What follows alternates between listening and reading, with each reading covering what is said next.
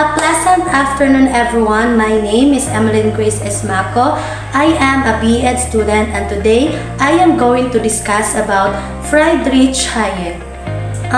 Friedrich Hayek is an Austrian economist and a philosopher. So he is known for his influential works on classical liberalism and free market economics. So he was born on May 8, 1899 in Vienna, Austria. So Hayek came from a family with academic backgrounds. So he studied law and economics at the University of Vienna, where he developed an interest in the Austrian School of Economics. So Hayek joined the University of Chicago in 1950. He became a part of the influential Chicago School of Economics. Hayek further developed his ideas on individual liberty and the free market.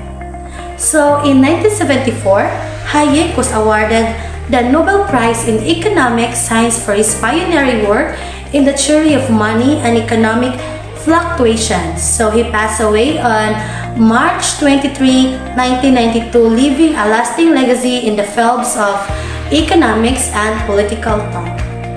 So some of his work and writings include The Road of Serfdom in 1994, The Constitution of Liberty in 1960, and The Use of Knowledge in Society in 1944.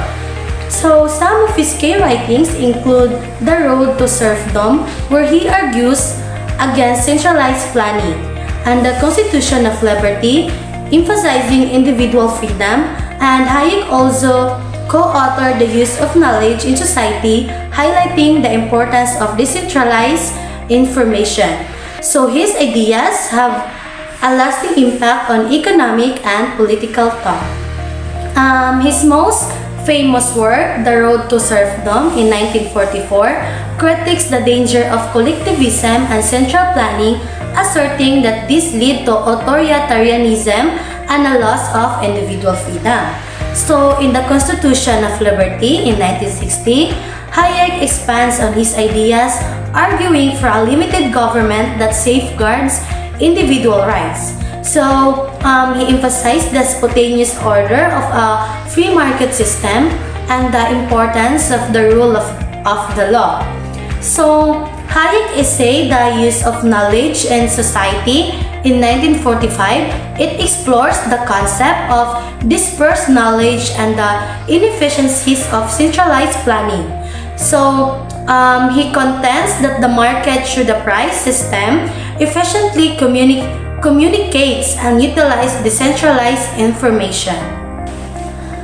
So now let's talk about his rational matrix contribution to virtues. So it includes individualism and intellectual humility. So Hayek valued individualism, emphasizing personal freedom, and intellectual humility, acknowledging the limits of human knowledge. So for example, encouraging a friend to pursue their unique talents and recognizing one's limitation in a complex world align with Hayek's virtues. So for the morals, we have market morality and anti-coercion. So Hayek's morals centered on market morality, where voluntary exchange in free markets aligns with ethical principles, and limiting coercion is morally sound. So for example, fair and voluntary transaction in a local marketplace demonstrate Hayek's moral stance on the benefits of free exchange. So now let's move on to principle. So we have principle of spontaneous order and limited government. So Hayek advocates for spontaneous order and limited government intervention as guiding principles in societal organization. So for example, a neighborhood evolving organically over time without central planning reflects the idea of spontaneous orders in Hayek's principles. So for the ethics, we have ethics of liberty and decentralization. So Hayek proposed an ethics of liberty rooted in respecting individual rights and decentralized decision-making. So for example, A community resolving issues through local consensus rather than top-down directives illustrate the ethical framework of decentralized decision-making advocated by Hayek. So Hayek best quotation is, "The mind cannot foresee its own advance." So it suggests that our ability to predict the progress of our own thinking or understanding is limited. So, di ba, imagine your mind as a kind of explorer. So, always discovering new ideas and understanding things better. Now, what Hayek is saying is that your mind, while it's great at learning and figuring things out, can't predict exactly how it will grow or what it will discover in the future. So it's like setting out on a journey without a detailed map. So you might know your general direction, but the specific places you'll visit and the things you learn along the way are unpredictable.